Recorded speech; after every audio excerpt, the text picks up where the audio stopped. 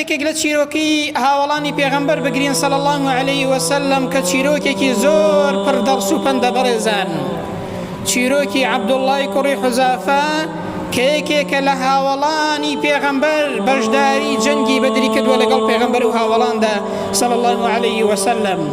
یەکێکە لەو گەنجانەی کە ئینسانێکی عەقیدەی و بیر و باوڕی بووە، ئینسانێک بووە خاوەنی مەبدە و خۆڕاگری، خاوەنی ئیستیقامە بووە لەسەر بیر و باوەڕەکەی بەڕێزان. بۆیە لە سەردەمی ئیمامی عومەردا عەبدوڵڵای کوڕی حوزافە ئیمامی عومەر دەینێرێ بۆ یەکێک لە جەنگەکان لەگەڵ گاورەکاندا، لەگەڵ ڕۆمەکان دەینێرێت. قەدەری خوای پەروەردگار ئەو هاوڵەی پێغەمبەر ئەو گەنجەیە عەبدوڵڵای کوڕی حوزافە لەگەڵ کۆمەڵێک لە موسڵمانان دەبنە دیر لە بەردەستی سوپایی گاورەکاندا کە دیارە گەلێک زۆر بوون ئەوان. بۆیە کاتێک کە پادشای ڕۆمەکان داوا دەکات دەڵێ ئەوانەی کە دیلن بۆم بێنن، یەکێک لەوانەی کە بۆی دێنن عەبدوڵڵای کوڕی حوزافەیە. کاتێک کە کەلەپچەیان کردووە و دەست و قاچیان بەستووە، کاتێک کە پادشای ڕۆمەکان قسە لەگەڵ عەبدوڵڵای دەکات سەرسام دەبێ بە زیرەکی و لێهاتوویەکەی. بەو گەنجە بیر و باوەڕە، بەو گەنجە خاوەن مەبدەئە زۆر سەرسام دەبێت. بۆیە پێی دەڵێ عەبدوڵڵا ببە بە گاور ئازادت دەکەم، ببە بە مەسیحی، ببە بە نەسڕانی و گاور ئازادت دەکەم. دەڵێ نەخێر نابم، لە بیر و باوەڕەکەی خۆم واز نایەنم. دەڵێ ببە بە گاور نیوەی مڵک و ماڵی خۆمت پێ دەدەم، نیوەی مڵک و ماڵی پادشایەک، پادشای ڕۆمەکان کە نیوەی دنیای لە بەردەستیدا بووە، دەڵێ نیوەی مڵک و ماڵی خۆمت پێ دەدەم تەنها واز لە بیر و باوەڕەکەی خۆت بێنە. دەڵێ وەڵڵاهی نەک مڵک و ماڵی تۆ، نەک نیوەی مڵک و ماڵی تۆ، ئەگەر هەموو ماڵی خۆت، ئەگەر مڵک و سامانی عەرەب و عەجەمیشم پێ بدەی، بۆ ماوەی یەک چرکەش لە بیر و باوەڕی خۆم پاشگەز نابمەوە واز نایەنم. بەڕێزان ئەوە هاوڵی پێغەمبەری خوایە صلی الله علیه وسلم، خاوەنی بیر و باوەڕ و مەبدەئە، دامەزراوە. ئینسانی موسڵمانی وهەیە جاری وهەیە بۆ ئیمتیازێکی کەمی دنیایی بڕواتان بێ ئابڕووی خۆی دەبات، هەویەی موسڵمانەتی خۆی دەخاتە ژێر پرسیارەوە بۆ شتێکی زۆر کەم، بڕواتان بێ جاری وهەیە بۆ یەک وەرەقە، کەمتر لە یەک وەرەقە ئینسانی وهەیە تەنەزول لە بیر و باوەڕی خۆی دەکات.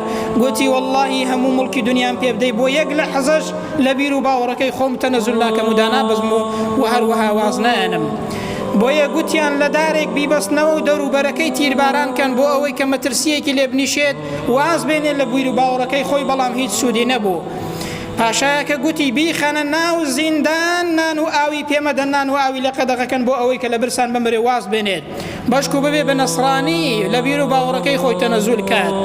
3 ڕۆژ و 3 شەو ئەو گەنجە بەڕێزە، ئەو هاوڵەی پێغەمبەر صلی الله علیه وسلم کردیانە ناو سجنەوە، نان و ئاویان پێ نەدا، هەتاوەکو شەکەت بوو، ملی خوار بوو.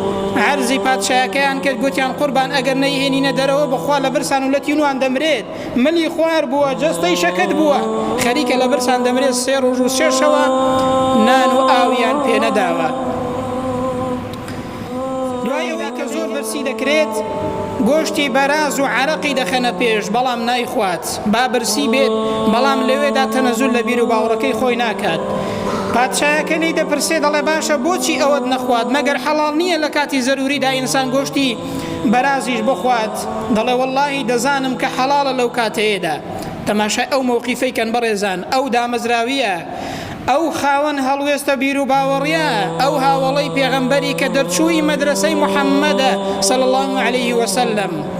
دەڵێ وەڵڵاهی دەزانم کە حەڵاڵە لەو کاتەیەدا عەرەق خۆم، بای ئەوەندەی کە لە برسان نەمرم لە تینوان نەخنکێم گۆشتی بەرازیش بخۆم قەی ناکات حەڵاڵە، بەڵام وەڵڵاهی لەوێدا بۆیە نەم خوارد بۆ ئەوەی دوایە گاڵتە بە موسڵمانێک نەکەی، گاڵتە بە دینەکەم نەکەی، نەڵەی موسڵمانێکم گرت لە برسان و لە تینوان گۆشتی بەراز و عارەقم دەخواردە بۆ ئەوەی بەیانی گاڵتە بە دینەکەم نەکەی، بۆیە نەم خوارد.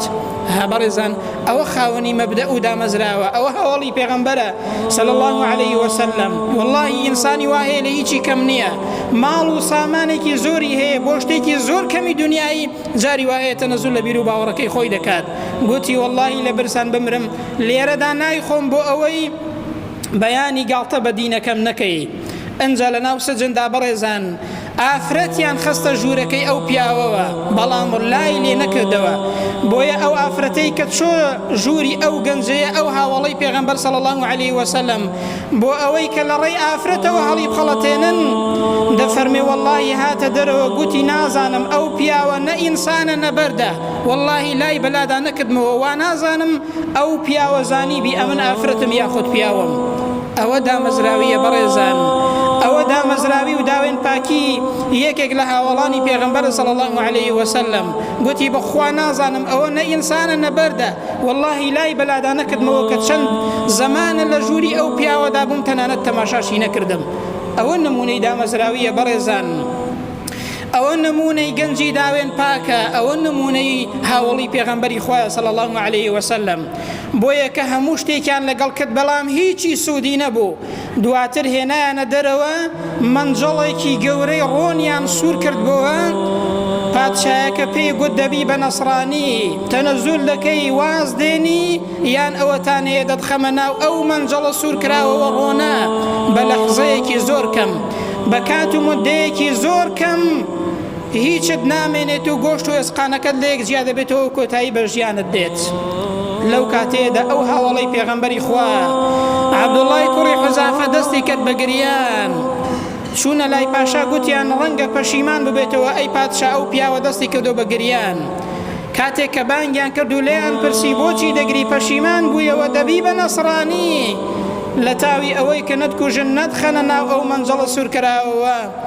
بەڵام هاوڵی پێغەمبەری خوا صلی الله عليه وسلم ئینسانێک کە لەسەر ئەساسی بیر و باوەڕەکەی بیر دەکاتەوە، ئینسانێکی عەقیدەی، ئینسانێکی دامەزرا و دەرچووی مەدرسەی پێغەمبەر صلی الله عليه وسلم گوتی واللهی بۆ ئەوە ناگریم کە پەشیمان ببمەوە، واللهی بۆ ئەوە دەگریم خۆزگە هەر یەک ڕوحم نەبوایە، خۆزگە بەقەد مووی سەرم ڕوحم هەبوایە بۆ ئەوەی ئەو ڕۆحمم لە پێناوی خوای پەروەردگاردا بەخشی بایە و چەندەم موم بەسەری وەیە ئەوەندە جارە لە پێناوی خوای پەروەردگاردا بەخشی مابە و شەهید ببام لە پێناوی خوای گەورەدا. بەڕێزان ئەوە دامەزراویە لەسەر بیر و باوەڕ